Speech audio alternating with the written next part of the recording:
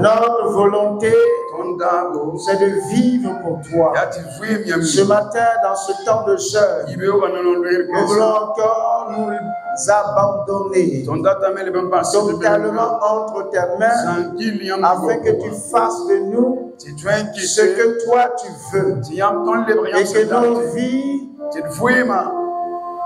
nos vies brillent comme toi tu l'as voulu dans ton bon plan au nom de Jésus. Amen.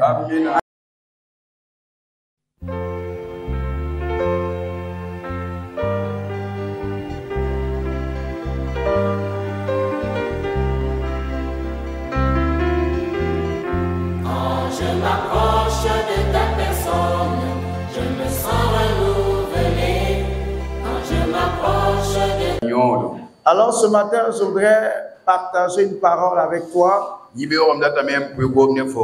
Et je veux croire que cette parole va te faire du bien et va me faire du bien. Et sur cette parole, nous allons démarrer le mois de septembre. Et tu vas garder cette parole dans ton cœur et tu vas travailler pour pouvoir demeurer dans le plan parfait de Dieu.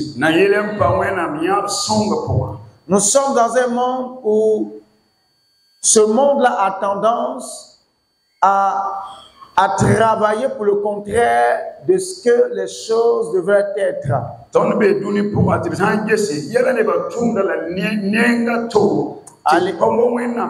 Alléluia. Alléluia. Vous voyez, l'Afrique est un continent qui regorge beaucoup de richesses. Mais le monde fonctionne de telle manière à ce que l'Afrique demeure pauvre. Mais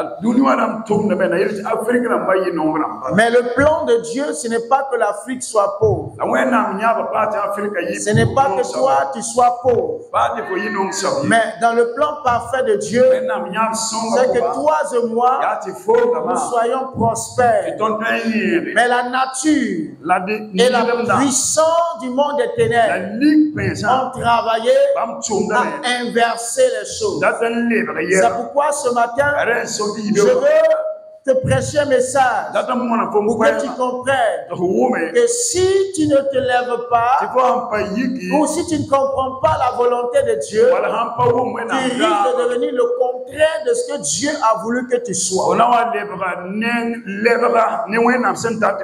Alléluia. Alléluia. Abraham a été appelé avant même Abraham.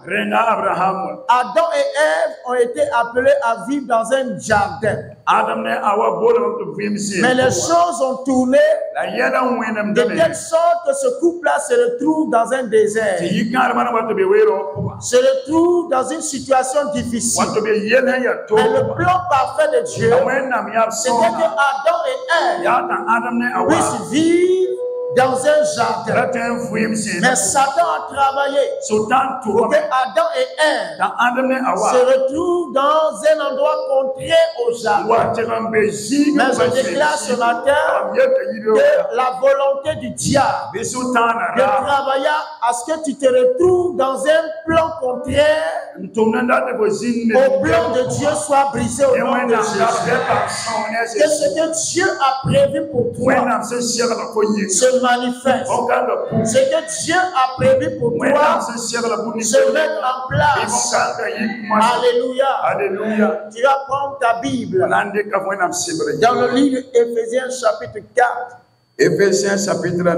Le verset 30. Verset piston.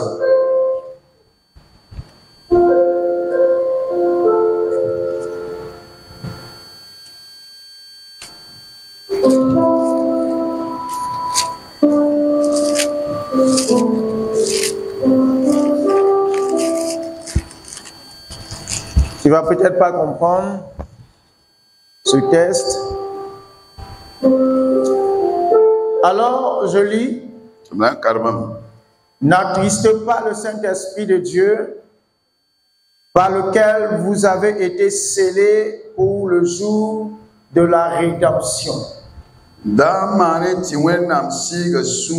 season damani ti wenam season na sini ngab sentalen ni yam bande fa dara yin sur samye. Amen. Amina. La Bible dit, C'est vrai yele be. n'attriste pas le Saint-Esprit de Dieu par lequel vous avez été scellés.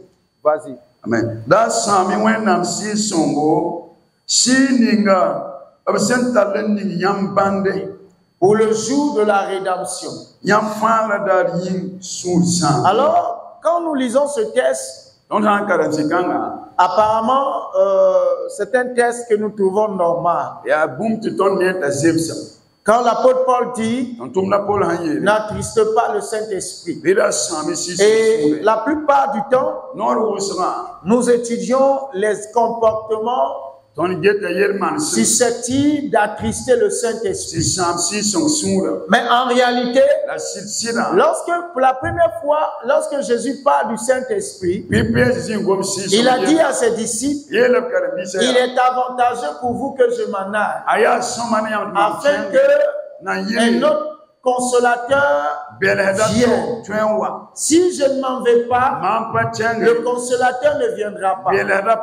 Alléluia. Alléluia. Donc, le Saint-Esprit, le rôle premier du Saint-Esprit est de consoler.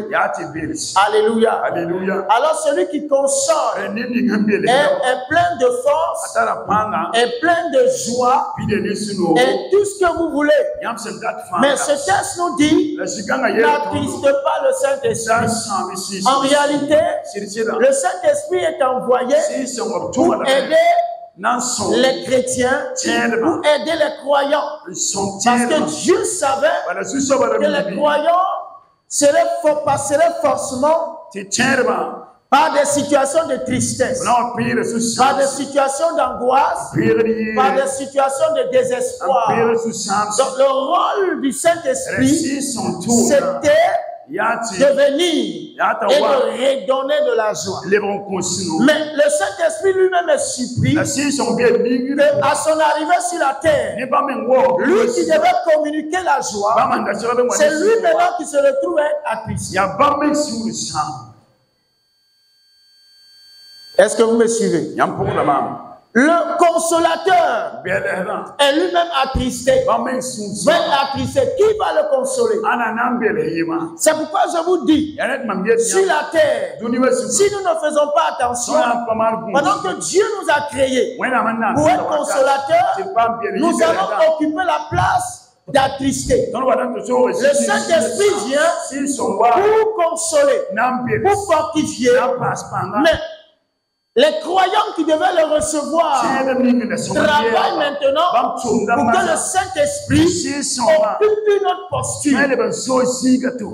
Pas la posture du consolateur, mais la posture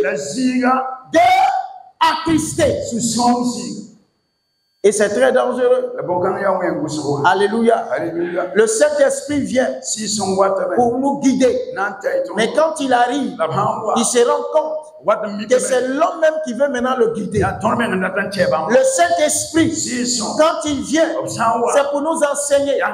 Mais quand il arrive, il constate que ceux qui devaient enseigner sont ces personnes qui veulent maintenant même enseigner lui, Saint-Esprit. Donc le Saint-Esprit qui devait enseigner, qui devait édifier, qui devait encourager, c'est le chrétien ou c'est le croyant qui se retrouve maintenant dans une phase et qui dit au Saint-Esprit, calme-toi, ça va aller, reste tranquille, ça va aller, ou lève-toi alors ici. Le Saint-Esprit se voit changer de rôle et changer de position, et c'est très dangereux.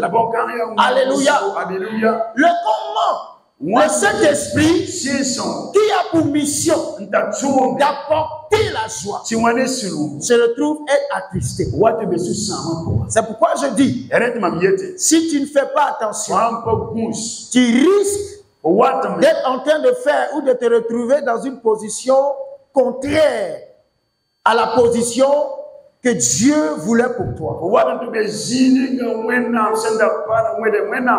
Alléluia. Le Saint-Esprit est attristé. Il vient pour nous consoler, mais il est attristé. Il vient pour nous aider, mais il n'a plus la capacité. Vous voyez, quand un homme est triste, il perd toutes ses forces. Quand un homme est triste, il perd toute envie. Quand un homme est triste, il perd tout engagement. Et c'est ce que l'homme veut imposer au Saint-Esprit. Alléluia. C'est ce que l'homme veut imposer au Saint-Esprit. Si le Saint-Esprit n'était pas Dieu, je vous assure qu'il aurait déjà quitté ce monde. Il aurait déjà décidé de remonter au ciel et de rester là-bas, nous regarder. C'est pourquoi, lorsque l'Église sera enlevée, le Saint-Esprit va partir.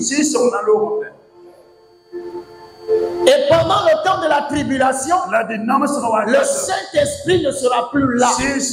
La Bible dit que nous ferons toutes choses pour ceux qui seront restés. C'est par leur sang et par leur vie qu'ils seront sauvés.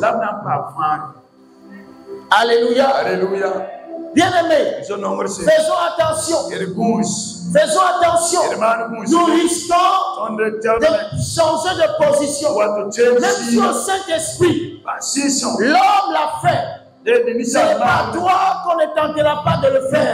Toi qui es appelé à prospérer. Si tu ne fais pas attention, tu deviendras l'homme le plus pauvre de la terre. Toi qui es appelé à être rempli de joie.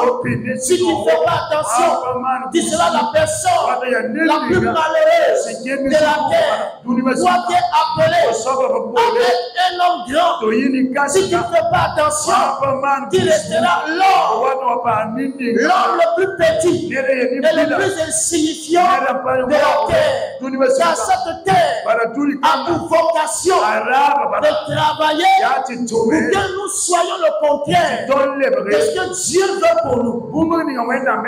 C'est quoi la Bible dit dans le livre d'Apocalypse? Malheur à la terre et à la mer, car le diable est descendu vers vous, animé d'une très grande colère. Et sa colère, c'est de travailler pour que toi et moi, nous soyons dans une position contraire de la position que Dieu veut. Mais gloire soit rendue à Dieu. Parce que le Saint-Esprit est Dieu. Alléluia. Parce que le Saint-Esprit est Dieu. Raison pour laquelle le Saint-Esprit, quand il est attristé, il utilise souvent son attribut. Son attribut de omnipotence. Alléluia. Pour pouvoir agir. Mais comme toi et moi, nous ne sommes pas omnipotents. Nous avons alors besoin du Saint-Esprit dans notre vie. Est-ce que tu me suis? Nous avons besoin du Saint-Esprit. Sinon, bien-aimé, regardez. La Bible dit il n'est pas bon que l'homme soit seul. Je ferai une haie à l'homme. Mais regardez, quand la femme vient auprès de l'homme, dans la plupart des cas, la femme devient incapable de devenir une haie jusqu'à la mort. C'était pas une petite angoisse. Pourtant, dans les qualifications de Jésus, aujourd'hui nous disons prince de la paix. Mais comment est-ce que le prince de la paix peut être angoissé? Comment est-ce que le Dieu qui donne la vie peut être frappé de la mort? Ça, c'est le travail de la terre. Le Dieu de la vie, il a cloué à la croix et il est mort. Ils l'ont mis au tombeau. Mais gloire soit rendue à Dieu. Il s'est encore appuyé sur son omnipotence pour sortir du tombeau, pour ressusciter.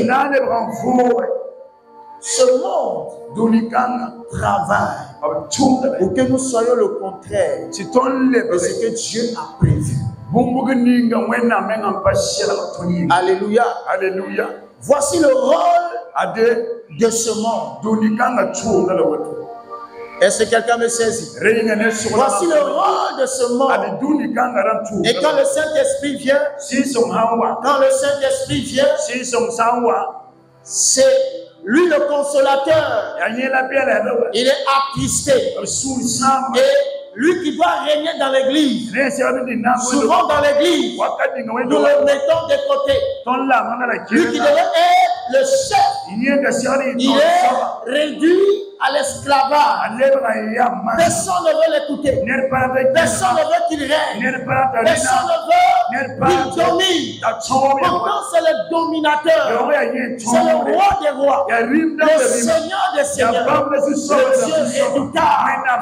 Je prie ce matin que le puissant de Dieu Père en ne jamais perdre ta position, en ne jamais perdre ton rang, en ne jamais perdre ta gloire, en ne jamais perdre ta position. Au nom de Jésus, quel que soit ce qui sera fait, ce que Dieu a prévu pour toi, reste attaché à ta vie. Au nom de Jésus, c'est pourquoi Dieu peut te créer et a prévu que tu sois une femme mariée. Mais le monde, avec la puissance de la sorcellerie, travaillera pour que tu meurs seul et même sans enfant. Ça, c'est la volonté du monde et de la puissance du diable.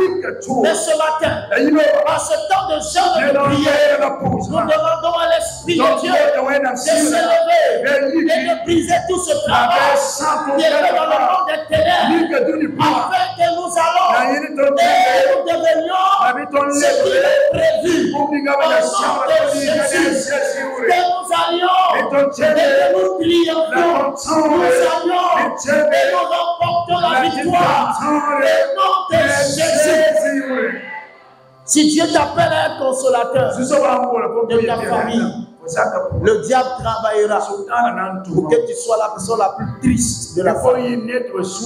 Si Dieu t'appelle à être la source de joie dans ta famille, le diable travaillera pour que tu sois la personne la plus malheureuse. Si Dieu t'appelle à être le soutien de ta famille, le diable travaillera pour que tu deviennes une charge pour la famille. Mais ce matin, nous détruisons ce programme, nous détruisons le travail de l'ennemi au nom de Jésus. Nous détruisons ce travail et ce plan de l'ennemi au nom de Jésus. Que tout ce qui n'est pas planté par notre Dieu soit arraché, soit masqué. Alléluia. Arraché et ôté. Il y a tellement d'exemples bibliques qui démontrent que ce monde travaille. La puissance des ténèbres travaille. Nos ennemis physiques travaillent pour que nous soyons le contraire de ce que Dieu veut. Est-ce que tu vas te laisser aller pour devenir ce que le monde veut? Non, tu dois rester debout. Tu dois rester en action. Et tu dois travailler pour être ce que Dieu veut que tu sois. Au nom de Jésus. C'est pourquoi quand des complots s'élèvent contre toi, tu dois aussi te lever. Et dis non, les complots ne réussiront pas. Tes activités ne réussiront pas à m'arrêter. Mais dans le nom de Jésus, tout ce que tu as créé pour moi est vécu. Et ce que tu as dit de moi, je le deviens par la puissance du Saint-Esprit et le nom de Jésus. Quand le diable réussit à te plonger dans le découragement, il commence à gagner le combat. Tu n'es pas appelé à être une charge, mais tu es appelé à décharger les secours. Tu n'es pas appelé à être en bas, mais tu es appelé à être en haut. Tu n'es pas appelé pour être dominé, mais tu es appelé pour dominer. dominer. Voici le plan de Dieu. Mais l'ennemi te fait croire que tu as perdu toute puissance. Tu n'as plus de place. Tu n'as plus d'autorité. Et que tu es né pour être écrasé, pour être dominé. Ce mensonge prend fin aujourd'hui. Au nom de Jésus. Ce mensonge du diable prend fin aujourd'hui. Alléluia. Alléluia. C'est pourquoi tu dois comprendre que souvent ce que tu ressens n'est pas la vérité. Ce que tu ressens n'est pas la vérité. Car le diable veut te faire ressentir des choses. Le diable veut te faire ressentir des choses. Et que ce ressenti puisse impacter ta vie. C'est pourquoi nous, enfants de Dieu, nous devons rester attachés à la parole. Parce que la parole dit, c'est ce qui est vrai. Ce que la parole révèle, c'est ce qui est vrai. Ce que la parole nous enseigne, c'est ce qui est vrai. Ce que la parole apporte comme message dans notre vie, c'est ce qui est vrai. Ce que l'Esprit de Dieu apporte à notre esprit, c'est ce qui est vrai. Et non pas ce que nous ressentons dedans de nous. Que tout ressenti diabolique et satanique, c'est l'acte de ton personnel. Au nom de Jésus, tout ressenti satanique envoyé dans ton cœur depuis le monde des ténèbres, dans ce temps de jeûne, nous extirpons ce sentiment de ton cœur. Au nom de Jésus, ce sentiment qui te dit baisse les bras, c'est terminé. Arrête de lutter. C'est terminé. Arrête d'essayer. C'est terminé. Ce sentiment, nous l'enlevons de ton cœur. Nous l'enlevons de ton esprit. Nous l'enlevons de ta réaction. Au nom de Jésus. Il est encore temps de te battre. Il est encore temps de lutter. Il est encore temps de mener le combat. Tant que tu vis, il y a de l'espoir. Tant que tu vis, le Seigneur peut encore faire. Sarah a été appelée pour être la mère d'une multitude. Mais la stérilité a voulu garder cette femme sans postérité. Tellement elle a été manœuvrée, tellement elle a été ballottée par cet esprit, elle s'est assise. Et elle a dit ce que je devais être, ce n'est pas possible. Ma servante le sera pour moi. Ma servante va le devenir pour moi. Mon mari, s'il te plaît, fais ma servante. Parce que ce que le Seigneur a dit, c'est vrai. Je vois en lui. Mais cela ne pourra plus se faire. Après Agar, ma servante est une postérité. Car pour moi, c'est terminé. Et Abraham est allé vers Agar. Mais notre Dieu, comme je vous le disais, il est le véritable. Lorsqu'il lâche une parole et que nous demeurons dans sa présence, il arrive des moments où Dieu s'appuie sur sa souveraineté pour mettre en route ce qu'il a dit. C'est pourquoi, quand il a envoyé ses anges annoncer à Sarah qu'elle aurait un fils, elle a ri. Parce qu'elle ne croyait plus. Elle a été ballottée. Elle a été maltraitée. Elle a été aveuglée. Son cœur n'espérait plus en quoi que ce soit. Et quand les gens, l'un lui a dit, l'année prochaine, à la même époque, tu embrasseras ton fils. Elle s'est mise à rire. Vous savez, il arrive des moments, vous êtes dans la présence de Dieu, vous êtes à l'église, et tous les messages qu'on prêche vous fait rire. Les messages que vous entendez deviennent de la comédie. Vous riez. Vous riez et vous ne croyez plus. J'en appelle à la souveraineté de Dieu ce matin. J'en appelle à la souveraineté de Dieu ce matin. J'en appelle à la puissance de Dieu ce matin. Toi qui ne croyais pas et qui avais commencé à rire de toutes les promesses de Dieu, j'ai pris la souveraineté de Dieu. C'est saisi de toi ce matin. Et comme Sarah, même si tu riais ce matin, même si tu n'espérais pas, j'ai pris que le ciel se parle en ta faveur. Oui, même si tu as été enterré dans cette situation, comme Jésus a été déterré, tu es déterré ce matin. Et la vie pénètre dans ton corps, la vie pénètre dans tes activités, la vie pénètre en toi ce matin. Et tu retrouves la vie au nom de Jésus. Ah oui, bien-aimé. Telle est la volonté de l'ennemi. Mais j'en appelle à la souveraineté de Dieu. J'en appelle à la miséricorde de Dieu. J'en appelle à la grâce de Dieu ce matin. Pour toi qui ne crois plus, la souveraineté de Dieu parle en ta faveur. Comme pour Sarah, comme pour Sarah, comme pour Sarah, et la souveraineté de Dieu parle en toi. Au nom de Jésus, c'est pourtant fixé par Dieu. Tu puisses embrasser ce que tu attends.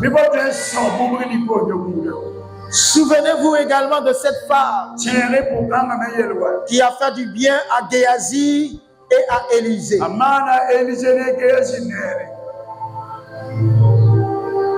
Lorsque Élisée l'appelle et lui dit: l'année prochaine, à la même époque, j'aurai un fils. Elle a dit: mon Seigneur, ne trompe pas ta servante.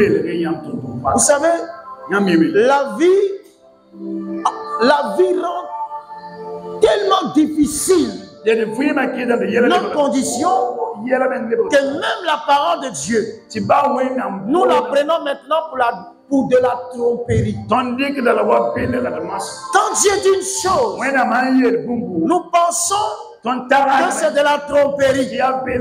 Car dans les 98% où tu entendras la volonté de Dieu, c'est par l'intermédiaire d'un homme. Et quand l'homme parlera de la part de Dieu, tu diras dans ton cœur: ne trompe pas ta servante. Mais le temps est venu où ce que Dieu a dit, il va le faire.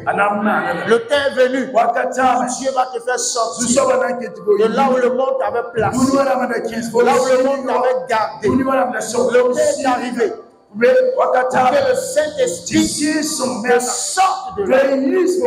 Jésus n'était pas appelé à aller au cimetière, mais les hommes ont tout fait pour l'amener au cimetière. Mais la puissance de Dieu l'a sorti du cimetière. Et la Bible dit qu'aujourd'hui, il est assis à la droite de Dieu, et de là-bas, il intercède pour toi et pour moi. C'est pourquoi, là où Dieu n'a pas prévu que tu sois, et que les hommes t'ont placé, je prophétise ce matin, que tu sortes de lui au nom de Jésus. Là où Dieu n'a pas prévu que tu sois, et que les hommes t'ont forcé à y aller, je vais déclarer au nom de Jésus que tu sors de lui au nom de Jésus. Toute maladie que Dieu n'a pas prévu dans ta vie, et qui est en train de te combattre, qui est en train de te dominer, c'est que que cette maladie te lâche au nom de Jésus. Cette situation te lâche au nom de Jésus. Tu ne seras pas et tu ne resteras pas là où les gens seront déplacés au nom de Jésus. Tu ne demeureras restera pas à ce poste. Tu ne resteras pas à ce poste. Dieu a appelé Pierre et Jean pour aller jusqu'aux extrémités de la terre pour annoncer l'évangile. Et quand ils ont commencé à annoncer l'évangile, les hommes se sont levés et ont commencé à dire: ces hommes nous dérangent, ces hommes nous mettent mal à l'aise, ils prêchent une doctrine que nous ne connaissons pas. Ils commencent à vivre une vie qui est étrangère à notre manière de vivre. Arrêtons-les et jetons-les en prison. Ils ont arrêté Pierre et Jean. Ils les ont mis dans une prison. Ils les ont fermés. Ils les ont bouclés. Ils les ont cadenassés. Et ils étaient maintenant en train de réfléchir au sort qui devait réserver à Pierre et à Jean. Mais la Bible dit, pendant qu'on les avait enfermés, pendant qu'on les avait limités, ce n'était pas leur place, ce n'était pas leur destinée, ce n'était pas leur vocation, ce n'était pas appelé à être prisonniers. Alors la Bible dit, pendant qu'ils étaient en prison, l'ange de l'Éternel est descendu et est allé, il les a fait sortir de la prison. Et il leur a dit: allez et continuez à faire. C'est pourquoi vous avez été appelés.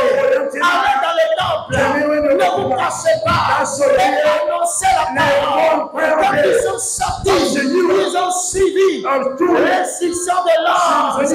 Bien-aimé, là où l'homme est enfermé, pourquoi tu n'avances pas? Pourquoi tu ne progresses pas? Pourquoi tu ne deviens pas ce que l'Éternel a voulu? C'est plus que l'ange de l'Éternel, depuis le ciel, soit relâché, venu te sortir de là, de Jésus. Ah oui, j'ai pris ce matin, comme Jean et Pierre ont été libérés de la prison des hommes.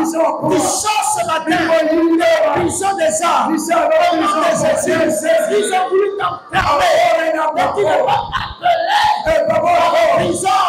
Tu n'es pas appelé à la limitation. Je commande à cette prison de s'écrouler ce matin. Au nom de Jésus, tu es appelé à parcourir le monde. Tu es appelé à visiter de nouveaux horizons. Tu es appelé à accomplir de grandes choses. C'est pourquoi toute prison, de limitation, est brisée maintenant. Au nom de Jésus, toute prison de limitation est brisée. Au nom de Jésus. Ce matin, je veux que tu comprennes que mon travail pour te maintenir dans une position. Et je suis venu t'annoncer ce message parce qu'il est là pour toi d'avancer. Il est là pour toi de progresser. Il est là pour toi d'aller de l'avant. Il est là pour toi de t'élever. Il est là pour toi d'avoir la tête haute. Il est là pour toi d'améliorer.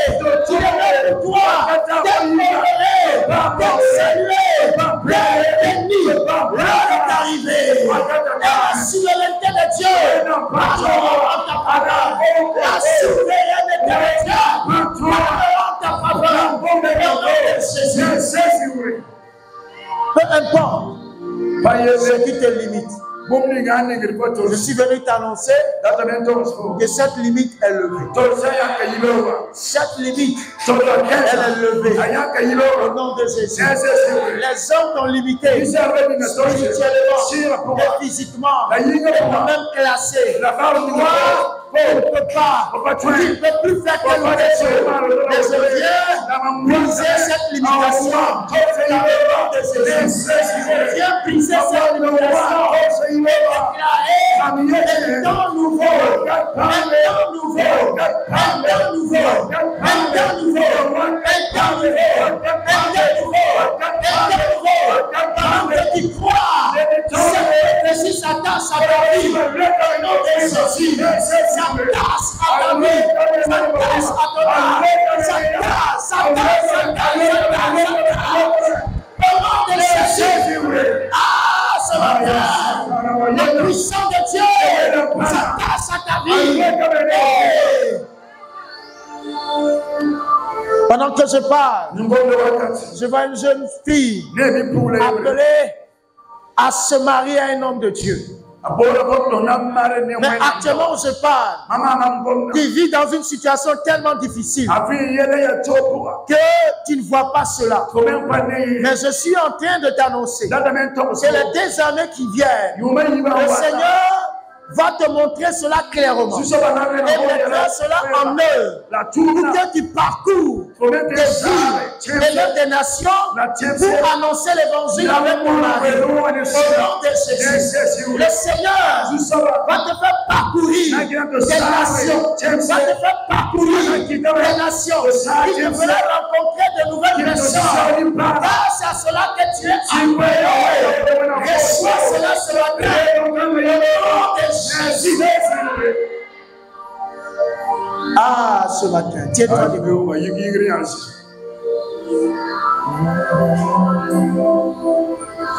Ta fidélité est grande. Oh Seigneur, ta fidélité est grande. Ah, je veux que tu te lèves comme quelqu'un qui est en train de quitter la position qu'on lui avait imposé. Ah oui, ce matin, tu vas élever la voix. Tu vas élever la voix. Et tu vas prier le Seigneur ce matin. Et tu vas dire, tout endroit que le Seigneur ne m'a pas décidé, je sors de là ce matin. Tout lieu dans lequel le Seigneur ne m'a pas placé et dont je me retrouve, je sors de là au nom de Jésus. Je vais t'entendre prier ce matin. Je vais t'entendre crier. Prie ce matin. Déclare, prie ce matin. Prie ce matin.